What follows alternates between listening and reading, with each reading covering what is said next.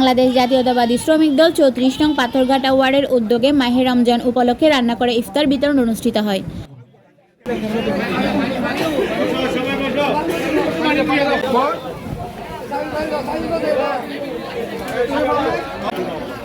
এতে প্রধান অতিথি হিসেবে উপস্থিত ছিলেন চট্টগ্রাম মহানগর বিএনপির সদস্য সচিব নাজিমুর রহমান।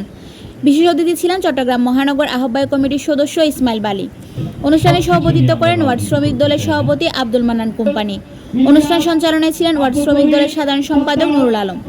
এতে আরও উপস্থিত ছিলেন ওয়ার্ড বিএনপির নেতা মোহাম্মদ শাহেদ, মোহাম্মদ হাসান, বাহারুদ্দিন ফারুক, মুন্না, মোহাম্মদ সেলিম, হাজি আবু তালেব, স্বেচ্ছাসেবক দল জসিম, যুবদল নেতা সাইফুল, জাহাঙ্গীর, সুব্রত ওয়াইস, মিজান, মোতালেব হোসেন, তুহিন, রিয়াজ, কোতোয়ালি থানা শ্রমিক দল ইউনুস হাওলাদার, আকবর, ইউনুস কারিগর, শ্রমিক দল নেতা আলাউদ্দিন, নীরব, জুয়েল, ইলিয়াস, আক্তার সহ বিএনপির অঙ্গ সংগঠনের নেতাকর্মীরা।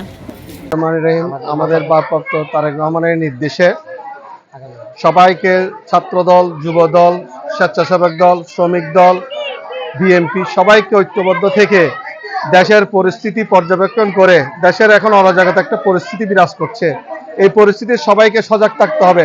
তারেক রহমানের নির্দেশ হলো স্বচ্ছ, সুন্দর, পরিচ্ছন্ন ভোট হতে হবে, যাতে আগামীতে আমরা স্বচ্ছভাবে, সুন্দরভাবে এবং গণতন্ত্রের অধিকারের জন্য যে প্রতিষ্ঠার জন্য আমাদের ১৭ বছর কষ্ট করেছি, বিএনপি যত মাঠে ছিল ১৭ বছর শুধু কষ্ট করেছে এই গণতান্ত্রিকের জন্য। ওয়ার্ড শ্রমিক দলের উদ্যোগে আজকে ৮০০ জন মানুষের মাঝে ইফতার বিতরণ উদ্যোগ আমরা সফলভাবে সম্পূর্ণ করেছি। Desk news, channel city.